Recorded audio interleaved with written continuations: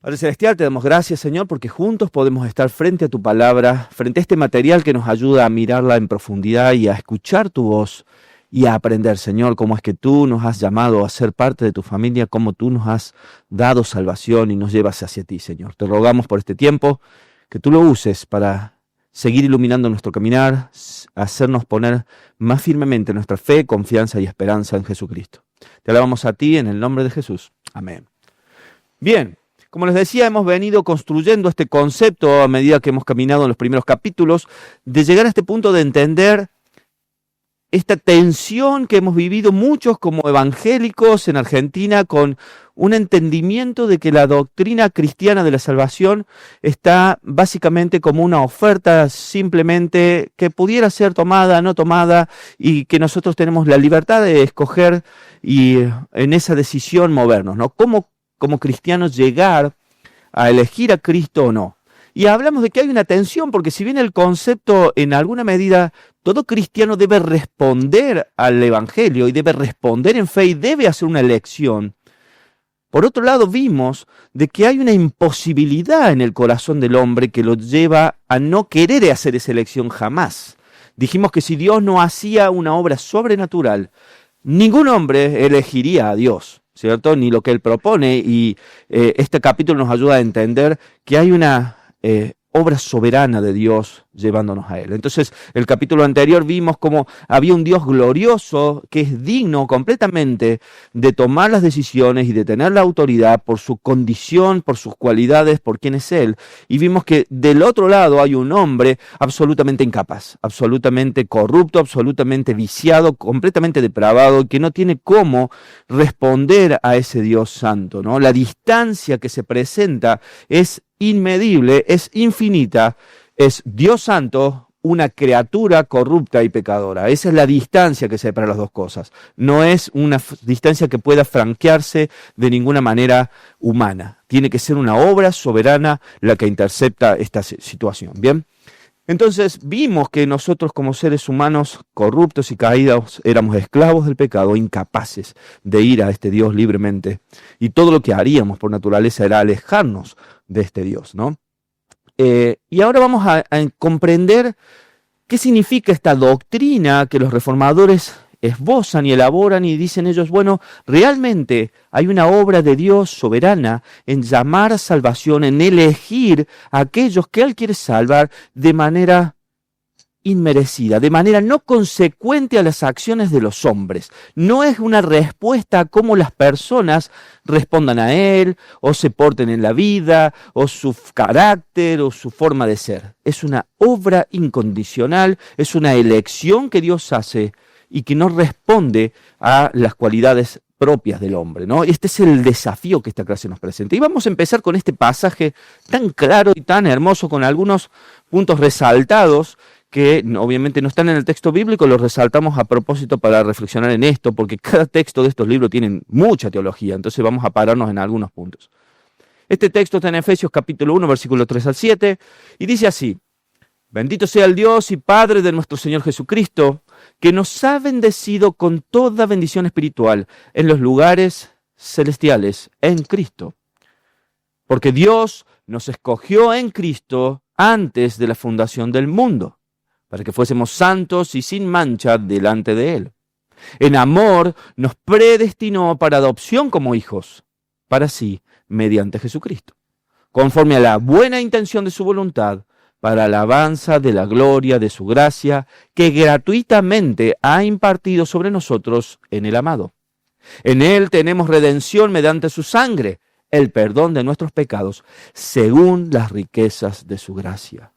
El contenido teológico de esta expresión, primeros versículos de la carta que Pablo escribe a los Efesios, y larga con un contenido teológico tan pesado, después de hacer simplemente una salutación y una presentación, él da una alabanza a Dios y al Dios Padre del Señor Jesucristo por la bendición que hemos recibido como iglesia, como creyentes, y Él se pone ahí adentro junto con los hermanos de Éfeso a alabar, a glorificar, a bendecir a Dios por su gracia, por su obra sobre sus propias vidas. Y he remarcado estas porciones para detenernos un breve tiempo en ellas. Y Él dice, porque Dios nos escogió en Cristo antes de la fundación del mundo. Pablo empieza dando un argumento y ya casi por sentado en la mente de ellos, que ellos deben entender y asumir que esto no es simplemente una relación que nace porque un día elegimos ponernos de acuerdo y compartir juntos las cosas que nos gustan, sino que Dios ha hecho una elección en Cristo. Y en Cristo ya es una palabra que contiene un enorme significado. Es por sus obras, por sus méritos, por su gracia, por su amor, por su santidad, por su sangre derramada. En Cristo significa el Evangelio de Jesucristo. En ese Evangelio, en Cristo, hemos sido escogidos, pero antes de que el mundo fuera fundado. Esa elección no tiene que ver con ninguna acción que fuera consecuente o posterior a la creación. Precede a la creación. Y es interesante porque si ustedes, hemos hablado en los que están siendo nuevos miembros de la Confesión de Fe Bautista, si usted mira la teología del pacto en la Confesión de Fe Bautista, habla de básicamente 3 pactos. Y hablamos del pacto de obras y hablamos del pacto de gracia, que creemos como una iglesia reformada y pactista, ¿no? Pero hay un pacto previo y es el pacto intratrinitario, un pacto que ocurre en la Trinidad antes de que el mundo existiera, antes de que Dios en Génesis 1 dijera, hagamos. Antes de eso existe un pacto que se gesta entre la Trinidad, Dios Padre, Dios Hijo y Espíritu Santo, y ese pacto incluye crear, pero incluye redimir a una criatura que nace como criatura, no esclava al pecado en Edén, pero criatura al fin. Y es interesante porque en la confesión básicamente esto lo argumenta de una manera muy interesante. Básicamente dice, en su condición de criatura, es cuestión de tiempo que cayera. Así parece decirlo la confesión de fe, porque al fin de cuentas es criatura, no es creador. Y como no es creador, es una cosa que es perecedera, es corruptible, porque no es Dios, ¿cierto? Y Dios hace un pacto previo de redimir a su criatura y finalmente convertirla en participante de la naturaleza divina, elevarla en la redención a un nivel de ser familia de Él mismo. Y esto es lo que la salvación hace, es algo extraordinariamente radical. Y es donde nos metes ahí de golpe, Pablo, en esta idea. Antes que el mundo fuera creado, antes que fuera esbozado cómo sería, Dios estaba eligiendo redimirnos, salvarnos en Cristo. Y esto es algo que la mente realmente queda muy chiquita para entender de qué se trata semejante amor, ¿no? Y luego, él dice, nos predestinó para adopción como hijos. No solamente para hacer algo en un estante, no para hacer una cosa en la que Dios pueda decir, qué bien que lo hice, sino para ser parte de su familia. Nos convierte de criaturas portadoras de su imagen a hijos redimidos. Entonces hay un cambio de naturaleza completa. Y esto está muy bien explicado ahí en la Confesión de Fe, pero miren los 2 saltos teológicos que hace Pablo en este texto. Nos habla de esta idea previa a la creación, habiendo sido ahí escogidos. Él nos escogió, habiendo sido escogidos ahí, y luego Él nos prepara, nos destina a ser adoptados, ¿cierto? Y finalmente, en este último punto que remarqué, Él lo hace según las riquezas de su gracia.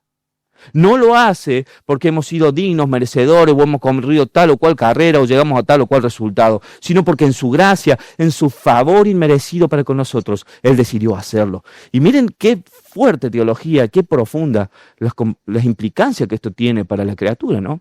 Así que este texto nos introduce a esta verdad de ser, que hay una elección de parte de Dios, una elección que no es merecedora de aquella persona que es elegida, ¿cierto? Siguiente, por favor.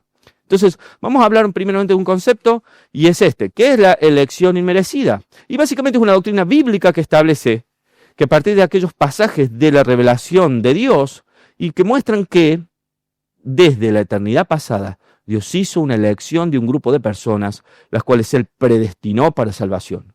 Dicha predestinación estuvo basada en el consejo sabio, justo, santo y misericordioso de Dios exclusivamente, en su santo consejo, en su misericordia. Nada que ver con la criatura que Él eligió, tiene que ver con la elección soberana. Esto es lo que nos hace ver este concepto, ¿no? Sin ninguna consideración alguna de la cualidad en el hombre que lo hiciera merecedor de tal bendición. De ahí el nombre, elección inmerecida o elección incondicional. no es merecida, no es una respuesta a un mérito y no hay condiciones que el hombre pueda tener o dejar de tener para que Dios obre esta elección sobre él, ¿cierto? Esto es lo que esta doctrina de los reformadores entendieron y plasmaron con el texto bíblico, cómo está preparada. Contra esta doctrina o contracara de este entendimiento es la doctrina arminiana que se construye con este término. Hablamos hace unas clases de presentar esta doctrina, ¿cierto? Post-reforma también, que se paran en una vereda que dice lo siguiente: entienden que esta elección es hecha por Dios porque en la eternidad Él vio qué hombre lo iba a elegir para ser salvado, ¿no? Como que hay una presciencia de Dios, entonces Dios, como no tiene tiempos, no necesita esperar que todo termine para ver quién lo iba a escoger a Él, entonces Él escoge a aquellos que lo escogerían. Es una cuestión que de alguna manera rompe el principio bíblico de predestinación, de soberanía, de único y sabio consejo de Dios. Dice que Dios responde a cómo el hombre iba a obrar, ¿cierto? Eso es lo que esta doctrina propone, ¿cierto? Entonces, ¿qué hombre lo elegiría él para salvación? Y que Dios en su omnisciencia vio la elección de cada hombre que haría en el futuro y eligió desde la eternidad pasada a aquellos que finalmente harían una elección por él. Es una forma que eligió esta doctrina de tratar de explicar algo que en la Biblia parece claramente inexplicable, porque la Biblia deja con extremadamente claridad que Dios soberanamente y absolutamente libre de todo consejo, de toda intervención, de toda acción del hombre, escogió a quien escogió. Esto es tan evidente que la única forma que encontraron las doctrinas arminianas de explicarlo fue decir, bueno, no, lo que en realidad pasó es que Dios, como no tiene tiempo y como Él tiene una ciencia completa, Él pudo ver qué elecciones haríamos y Él entonces allá nos predestinó y todo cerró ahí, ¿cierto? Tratar de hacer una respuesta de algo que claramente la Escritura no enseña y no sostiene. Y hemos hablado en otras clases que nuestro problema no es aquellas doctrinas que nos gustan, que nos parecen piadosas o cómodas o que terminamos de entender más fácilmente, sino qué es lo que la Escritura enseña. Si somos una iglesia bíblica, tenemos que ver lo que la palabra de Dios enseña de estas cosas, y ahí queremos buscar las respuestas, no en la que nos guste a nuestros corazones y mentes, sino lo que Dios ha revelado. Bien, siguiente. Entonces, acá tenemos que entender y pararnos un poquito. Bueno, si miramos un hombre que ha caído, un ser humano que ha caído en corrupción, que está condenado por el pecado, y un Dios que dice, bueno, o termino con todo, o ¿qué hago con esto? ¿No? ¿Qué opciones podría tomar Dios en función de hacer algo respecto a su criatura? Entonces acá podemos presentar estos 4 como caminos principales que Dios podría tomar ante este punto, ¿no? Y el primer camino que Dios podría haber tomado después del pecado de Adán sería salvar a toda la humanidad. ¿Podría haber Dios salvado a toda la humanidad o no? Él podría, es Dios, Él puede hacer lo que Él quiera, ¿o no? Empecemos de esa premisa. Es Dios, claro que Él puede. Esa doctrina se le conoce como universalismo, que a fin de cuentas Dios va a salvar a todos los hombres, ¿cierto? Que al final va a salvar a todos, a buenos, a malos, pecadores, no pecadores, todos los va a redimir, ¿cierto? Y eso se lo conoce así, como universalismo, un Dios que salva a toda la criatura. El universalismo enseña que al final de los tiempos Dios salvará a cada ser humano. Dios tenía el derecho y el poder de hacer esto. La pregunta es esta: ¿revela la Biblia que Dios salvará a la humanidad entera? Cuando vos agarras tu Biblia y empezás a leer, ¿dice algo parecido a esto en alguna parte? ¿Qué vemos nosotros? Que hay un infierno, que hay un juicio para todos los que desechan su palabra, que hay un juicio para todos los impíos, para los rebeldes, los inicuos, los que se apartan de Dios, los que rehúsan creer en Cristo. Vemos evidencia tras evidencia de que no hay una redención universal, de que hay un castigo real, un juicio, y ahí vendrá el llanto y el crujir de dientes, y hay una advertencia constante de Dios a apartarse, a volverse a Él, porque lo que viene es terrible. Entonces, está claro que la Escritura nunca sostiene ni presenta nada parecido al universalismo. Es simplemente el deseo de hombres pecadores que queremos seguir como estamos y confiar de que si Dios es amor nos tiene que salvar a todos, ¿cierto? El problema es que este Dios también es justo y también es santo y también es... Entonces, este es un Dios que en todos sus atributos completamente funcionando, no dejará de pagar el pecado de cada uno, no dejará de cumplir su justicia. Porque la paga del pecado es muerte y Dios lo declaró así, ¿cierto? Entonces tenemos un problema.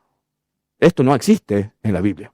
No se puede sostener. Es simplemente el deseo de un corazón que quiere que esto sea verdad. Pero esto no es la verdad que Dios presenta sobre su palabra. El otro camino que Dios perfectamente puede tomar es, bueno, condenar a toda la humanidad, si al final su promesa o su juicio o su advertencia a Adán fue esta: el día que comas morirás. Adán estaba ahí solo con Eva y hay una advertencia de Dios sobre su conducta y su acción y lo que desencadenaría, ¿no? Después del pecado, Adán y Eva, todos sus descendientes irían a la condenación, a menos que Dios escogiera hacer algo en favor del hombre. Y revela, esta es la pregunta, ¿la Biblia que Dios va a condenar a todo el mundo al infierno? Acá tenemos otro problema, porque aunque Dios le hizo esa advertencia a Adán, y Dios por su propia advertencia podía haber hecho ese juicio definitivo e instantáneo, vemos que algo pasó. Vemos que algo pasa y la Biblia nos empieza a revelar de que hay un cielo también, y de que Él va a redimir también, y de que hay grupos de personas que estarán con Él por siempre, por los siglos de los siglos, y serán librados del castigo eterno. ¿Revela esto la Escritura o no? Entonces, estamos claros que así como la Biblia no enseña de que va a salvar a todos los hombres, tampoco enseña que condena a todos los hombres. Entonces, estas dos doctrinas las podemos ya desechar. No hay una condenación total, no hay una redención total. Esto no está en la Escritura, que es la revelación de Dios sobre nosotros. Entonces vamos a un tercer punto. Ofrecer la salvación sin garantías. Una oferta. Acá está. Esto, al que lo quiera lo agarra, al que no lo quiera no lo agarra. No hay ninguna garantía al fin de cuentas. Depende de cómo te portes, de cómo termines el camino, depende de vos. ¿Cierto? Esto está en tus manos, hace bien tu trabajo y al fin de cuentas, si tenés suficientes méritos, cuando vos llegues al el momento del juicio, si has ganado suficiente para poder pasar, pasarás, serás probado, serás filtrado y veremos si te alcanzó los créditos que lograste en tu caminar, ¿cierto? Esto es una salvación sin garantías. Solo reposa en que también haga yo mi trabajo según los estándares que Dios pone. El problema es que Dios nos pone estándares que claramente no podemos cumplir de ninguna forma, ¿no? Dejar que el hombre escoja su camino, lo cual implica que habría posibilidad de que nadie lo escogiera. Este es un primer problema. Porque si dice que por naturaleza somos hijos de ira, de que nosotros no escogemos a Dios, no hay quien busque a Dios, no hay quien haga lo bueno, no hay ni siquiera uno, como vimos en la clase pasada, hay una posibilidad de que Dios cada generación se presente diciendo, aquí estoy, aquí está mi salvación, y que cada hombre corrupto de esta tierra diga, no, gracias. Y Dios se pase generaciones sin recibir nadie que dijera, sí, gracias. Esto es ¿posible? Es lo que la Biblia enseña en alguna medida que ocurre, pero ahí estamos, ¿no? Gente que cree que, bueno, sí, funciona así. Sobre todo si recordamos esta historia, que Adán y Eva, sin una naturaleza pecadora y sin un mundo corrompido, fueron incapaces de elegir a Dios. Y si Adán y Eva, que no tenían la carga del pecado, terminan pecando, no eran esclavos, terminan sucumbiendo a su propio orgullo, su vanidad, ¿cierto? No escogen a Dios en el momento de la... No, Dios sabe que serás como Él. El problema de Dios... voy a ser como... esto es codiciable. ¿Dios sobre mí o yo como Dios? No, yo como Dios. Esa fue la elección sin pecado. Imagínense después de ahí. ¿Qué hombre sobre esta tierra diría, no, sí, Dios sobre mí? No lo hacemos, no lo hace la creación por su propia corrupción, ¿no? Entonces, esta es la condición de ofrecer esto, como se presentan las doctrinas arminianas, y está exacerbado, pero es la doctrina, ¿cierto? Y finalmente, la última opción que podemos ver como general es esta: garantizar Él, Dios mismo, la salvación de un grupo de personas que Él quiso salvar, ¿no? Garantizar Dios la salvación de un grupo de personas que no garantizará la salvación de todos. Y esta es otra opción posible. Dios garantiza salvar a aquellos que Él escogió salvar, a quien Él quiere salvar. Esto no garantiza la salvación de todos, no garantiza la perdición de todos, ni que esto depende de los hombres, ¿cierto? Es Él ser el garante de redimir a aquellos que Él quiere salvar. Básicamente eso es lo que estamos hablando en esta doctrina, ¿bien? Entonces, la palabra de Dios, hacemos esta pregunta, ¿cómo se nos revela entonces? ¿Cómo encontramos qué es lo que Dios enseña? ¿Qué es lo que Dios revela de cómo Él decide salvar? Porque al fin de cuentas, la respuesta la tiene que dar Dios. No nuestros corazones corruptos, ni nuestros buenos deseos. ¿Qué Dios dice? ¿Qué es lo que Dios enseña de lo que está pasando? Y la palabra de Dios revela que Él siempre ha escogido a los suyos de manera soberana y que depende exclusivamente de su voluntad. Esto nosotros lo vemos a lo largo de absolutamente toda la historia bíblica. Y aquí hay una breve selección de conceptos, pero no importa que usted qué concepto usted agarre, va a ver que Dios soberanamente, y se encarga de dejarnos muy claro en el texto bíblico, yo hice esto. Y se encarga de dejarnos claro que aún la calamidad proviene de su mano. No te olvides que soy Dios, es lo que nos está diciendo, básicamente. A nosotros que queremos interactuar con Él de igual a igual, ¿no? Y Dios se pone claro cada vez que quiere mostrarnos esto. Entonces, ¿cómo se ha revelado Dios en este punto? Bueno, vamos a ver a Abraham, ¿cierto? Esta promesa, este llamado a un hombre, y solo elegí este pasaje, pero porque es claro en lo que dice, usted puede buscar toda la historia de este momento, pero en Josué 24:13 nos dice lo siguiente, Dios hablando. Entonces tomé a Abraham, padre de ustedes, del otro lado del río, y lo guié por toda la tierra de Canaán, y multipliqué su descendencia, y le di a Isaac. No fue Abraham que escogió ir atrás de Dios, no conocía a Dios, no sabía ni quién era Dios. Pero Dios dice, tomé. Yo fui y lo busqué. ¿Saben dónde estaba? Al otro lado del río. Lo traje de a este lado del río. Yo lo guié por toda la tierra. Bien.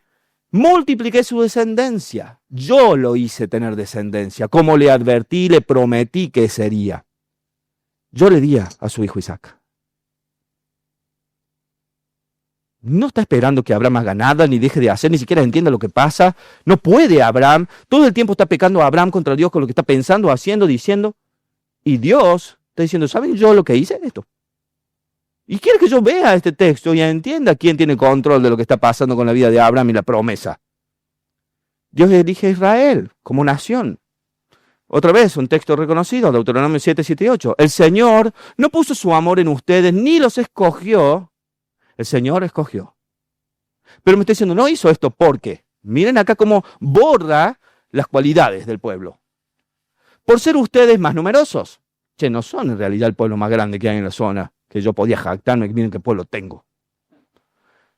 Que otros pueblos eran el más pequeño de todos los pueblos. ¿Bien? Más porque el Señor los amó y guardó el juramento que hizo a sus padres. El Señor los sacó con mano fuerte y los redimió de la casa de servidumbre, de la mano de Faraón, rey de Egipto.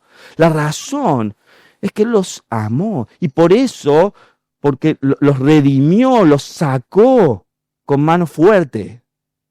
Él hizo esto.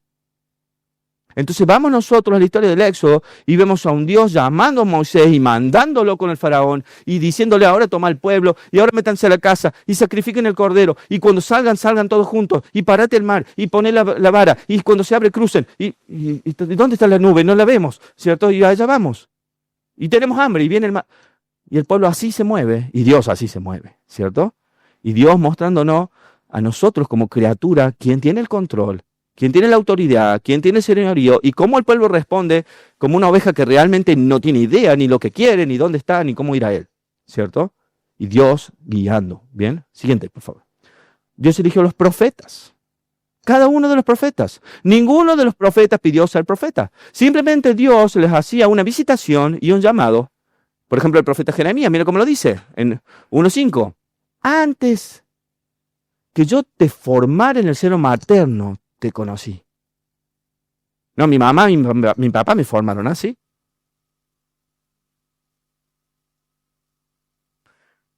Antes de que yo te formara en el seno de tu madre, yo te conocí, le dice Dios a Jeremías. Y antes que nacieras, te consagré. Yo decidí quién serías vos mucho antes de que vos vieras la luz de este mundo. Esto le está diciendo Dios a Jeremías. Te puse por profeta a las naciones.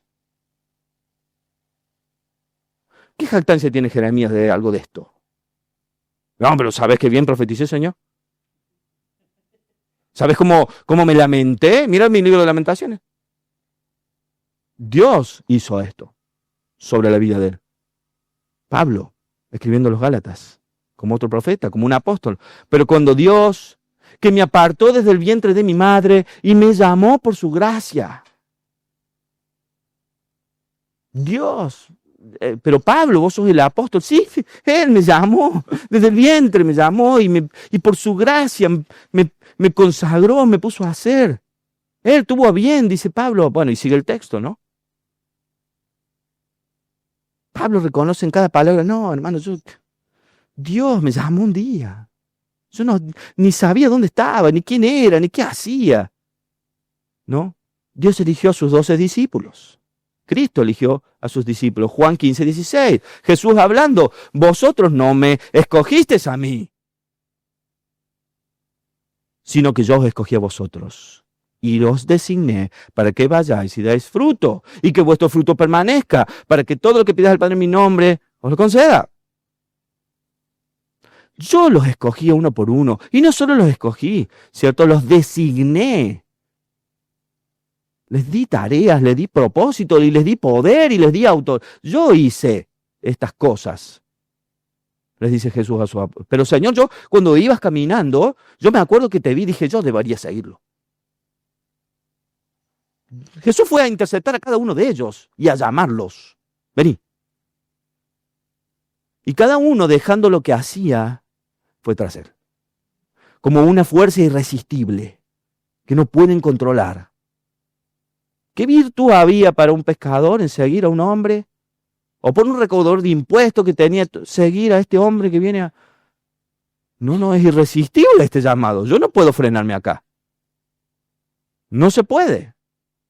No puede ser frenado. Esa es la situación en que se encuentra cada uno de estos. Dios eligió a Jacob por encima de Saúl. Y acá nos metemos en un terreno duro, áspero y pantanoso para todas las doctrinas evangélicas arminianas de nuestro país a lo largo de la historia. Romanos capítulo 9. Un texto que más de uno quisiera que no existiera. Todo ese capítulo. Porque es un capítulo donde la soberanía de Dios queda tan extraordinariamente clara y el argumento de que Dios es tan sólido y tan absolutamente claro que nosotros solo podemos decir amén o retorcernos en nuestra silla de la amargura de que Dios es Dios.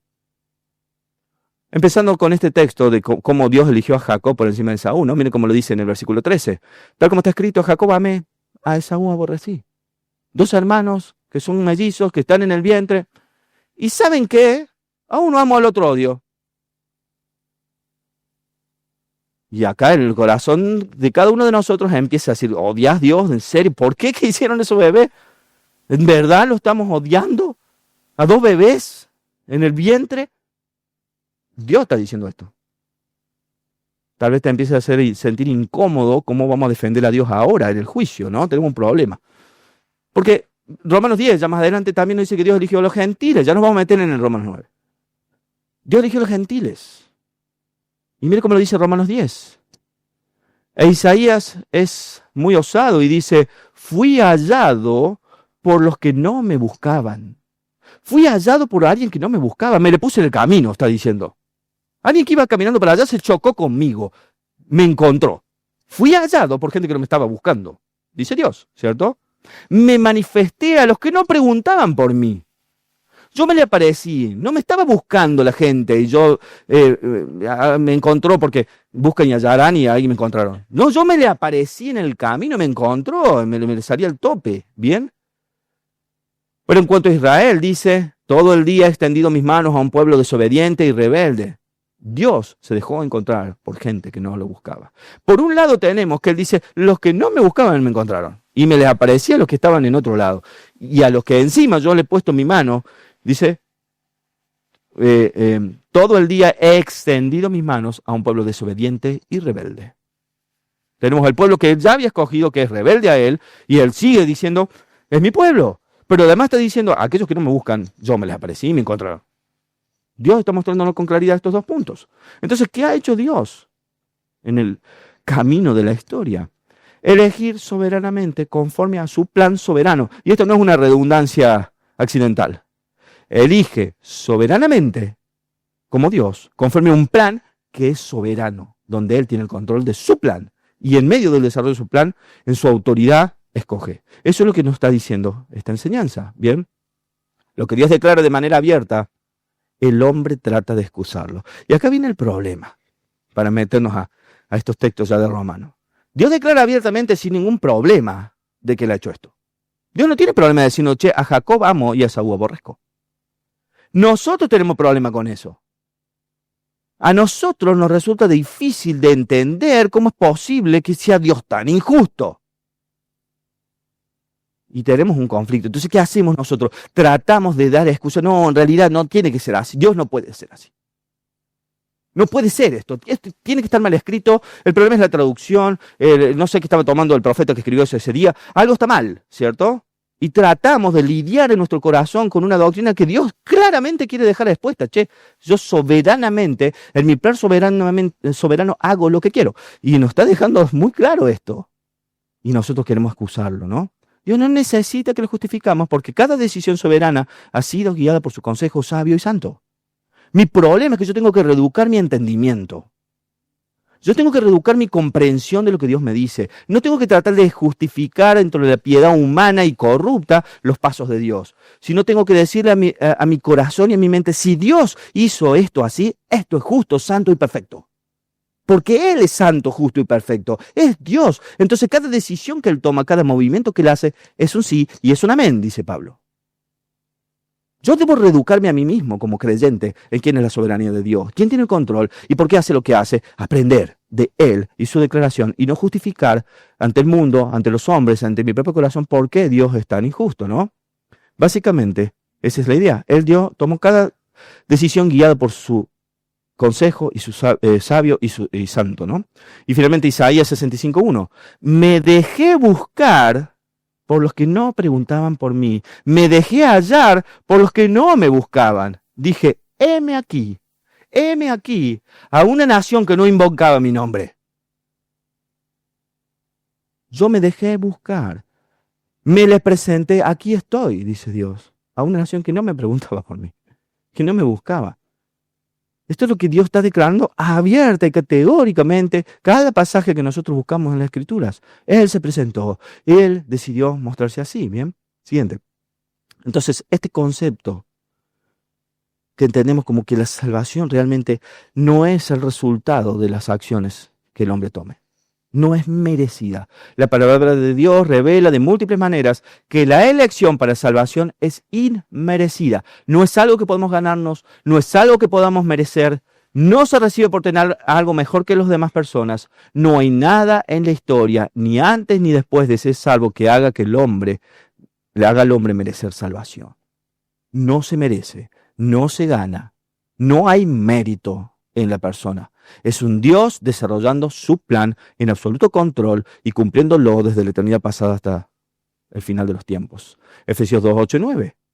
Y acá nos explica esta misma doctrina, porque por gracia han sido salvados por medio de la fe, y esto no es de vosotros, porque es un don de Dios, no es por obras para que nadie se gloríe.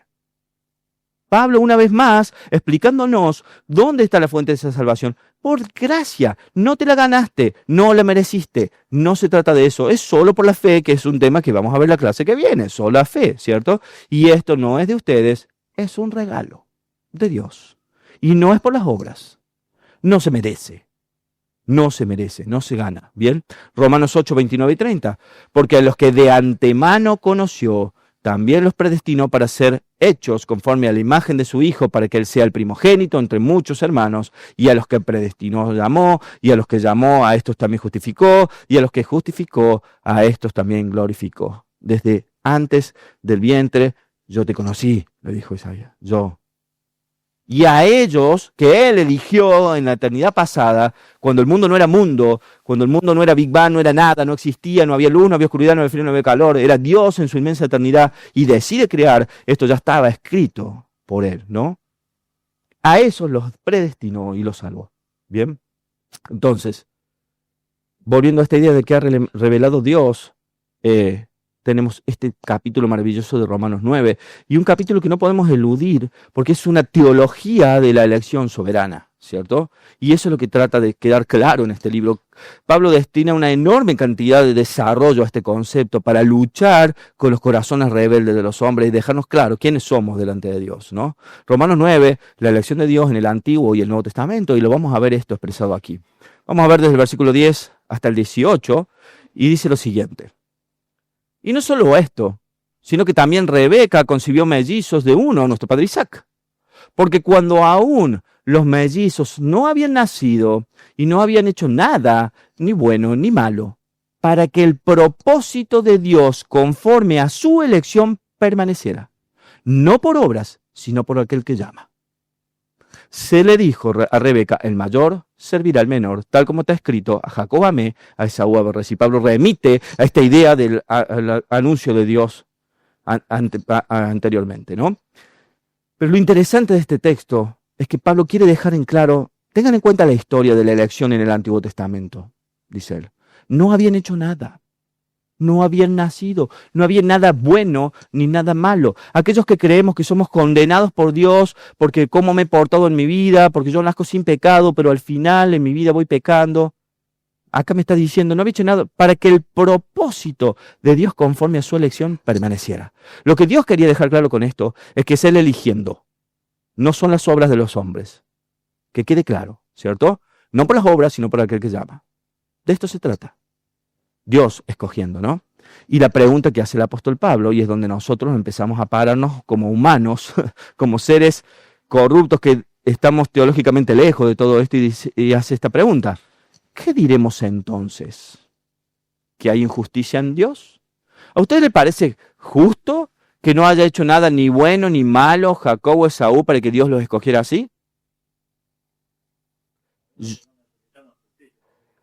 Bien, pero yo me paro y digo, che, si lo miro con ojos humanos, che, qué injusticia. O sea, ¿o no? Yo creo que nuestra naturaleza, cada fibra de nuestro cuerpo dice esto es una injusticia. Y por eso Pablo hace esta pregunta. Él mismo hace la pregunta y juega acá de abogado del diablo. Che, ¿Dios es injusto? ¿A elegir a uno sobre el otro sin que hayan hecho nada, ni merecérselo, ni ganárselo? ¿No es injusto Dios? ¿Hay justicia en Dios? Se le pregunta. Y su respuesta inmediata es esta: de ninguna manera. Cambia tu forma de entender esto, porque no es como está ocurriendo. Dios no es injusto. Borrate eso de la mente. Porque Él dice a Moisés, y acá nos remite una historia del Antiguo Testamento de nuevo. Para. ¿Vos crees que Dios es injusto? Esto no es cierto. Mira cómo están pasando las cosas. Tendré misericordia del que yo tenga misericordia y tendré compasión del que yo tenga compasión. ¿Vos querés que yo tenga misericordia de alguien? Estamos hablando de Dios, criatura pecadora. Yo haré eso con quien yo quiera. Eso es lo que Dios dice, claro, explícito y sin dudas. Así que no depende del que quiere ni del que corre, sino de Dios que tiene misericordia. Ojo, le dice, no está en manos de la persona, ¿no? Porque la Escritura dice a Faraón, para esto mismo te he levantado, para demostrar mi poder en ti, para que mi nombre sea proclamado por toda la tierra. Así que Dios tiene misericordia, el que tiene misericordia y el que quiere, endurece. Ay, no me arrulludo mucho, Pablo. La verdad que me dio más enojo, yo creo, todavía, ¿no? Porque en definitiva me está diciendo ahora que Faraón ni siquiera, yo te puse ahí para usarte como yo quiero. O sea, Dios se atreve a decirnos, su criatura, de que Él decidió poner a Faraón como un siervo de sus propósitos para glorificar mi nombre. Exacto. Miren que si yo venía en un conflicto antes con que había elegido, acá me dice, ¿esto te hizo mal? Vamos con esto, ¿cierto? ¿No te gustó que Dios eligiera a los dos mellizos que no habían hecho nada? Vamos a ver para qué estaba Faraón donde estaba. Y Dios me dice, para glorificar mi nombre. ¿Sabes qué? Para que mi nombre sea proclamado por toda la tierra. Y yo tengo misericordia de quien yo quiera, le dice Dios. Dios de nuevo toma distancia, ¿no? Toma distancia de la criatura. Siguiente, por favor. Y sigue en el texto en el 19 al 21. Y acá dice Pablo, ok, así que no te gustó mi respuesta. Mire cómo se nos adelantó, cómo nos conoce Pablo, como si me dirás entonces, ¿por qué pues todavía reprocha a Dios? Entonces, ¿cómo es posible, dice él? Porque, ¿quién entonces resiste su voluntad? ¿Cómo es posible que Dios me acuse a mí? ¿Por qué? ¿Por qué me acusa? Si Él tiene misericordia de quien quiere, si Él pone saca a la gente como Él quiere, si no importa si dice nada bueno o nada malo, sino que tiene que ver con su propósito, ¿por qué me acusa de algo? ¿Cómo es posible? Dice Pablo, ¿no? Esta es la pregunta que Pablo elabora, conociéndonos como si fuera humano como nosotros, ¿no? Y dice, ¿sabe qué? Ok, vamos de nuevo. Al contrario, dice él. Estás parado de la vereda totalmente equivocada. Y ya vamos a ver cuál es esa vereda.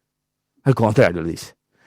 ¿Quién eres tú, oh hombre, que le contestas a Dios? Para, dice Pablo. Para en todo, ¿cierto? Tu problema es que vos no entendiste que sos una criatura que debería haber sido borrada de la faz de la tierra cuando Adán pecó. Que debería haber sido eliminada por completo y que estás condenada al infierno eterno porque sos una criatura corrupta, enemiga de Dios. Vos no estás entendiendo tu condición, entonces te pones a altercar con Dios como si hubieras comido de ese fruto y estuvieras en el lugar de Dios para discutir palo a palo con Él. Y Él te está diciendo, frena todo. ¿Quién sos vos para discutir con Dios cómo hace las cosas? Esta es la pregunta que al final me cambia el escalón de discusión completamente, Pablo, ¿no?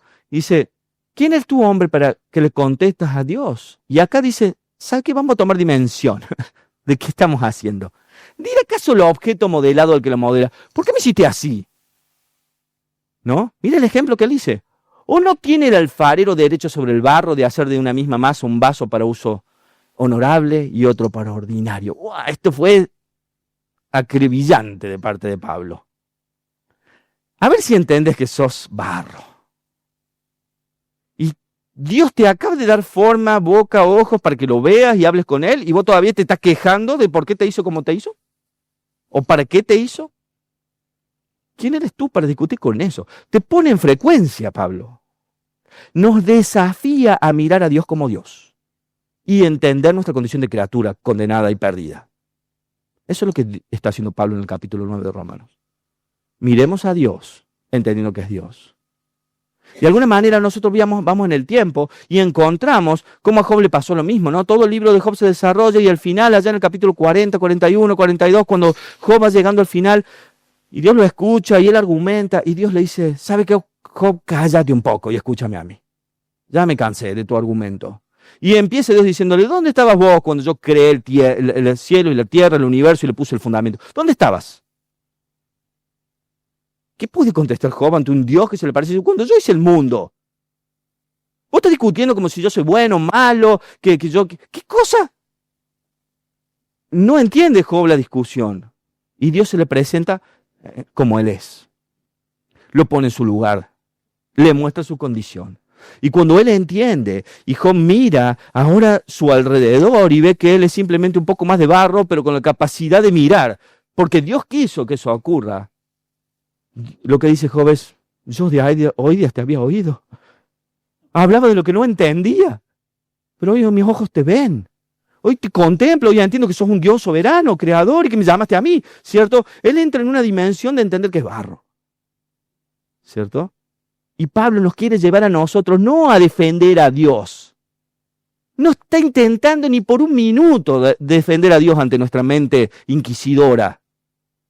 Nos está llevando como un pueblo cristiano, un pueblo de Dios, a mirar a Dios como nuestro soberano Salvador, como nuestro Señor, como nuestro Dios eterno que derramó su amor y su gracia. Miren acá, dice él. Entiendan cómo funciona. Cambien perspectiva. Este es el desafío que hace Pablo, ¿no? Finalmente, en Hechos 13 tenemos este versículo, pero cuando los judíos vieron la muchedumbre, se llenaron de celo y blasfemaron, contradicieron lo que Pablo decía, ¿no? Este pueblo escogido por Dios ahora rechaza, es un pueblo que está rechazando, eligiendo ir en contra. Ahí vemos que no podían elegir, ni siendo el pueblo de Dios, ¿no? Oyendo esto los gentiles se regocijaron y glorificaban a Dios, la palabra del Señor, y creyeron. Qué lindo, ¿no? Respondieron.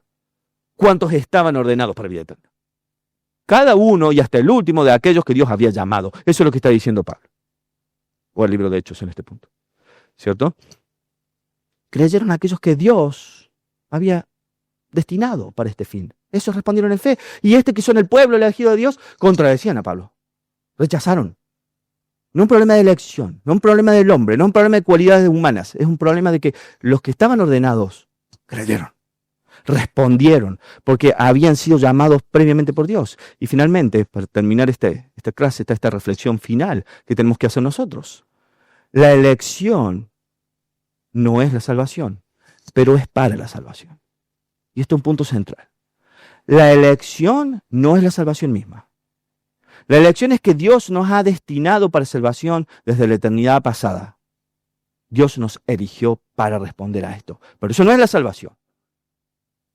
La elección se hace antes de la fundación del mundo y la salvación se aplica en la vida el día en que acepto el sacrificio de Cristo y lo recibo como mi Señor y Salvador.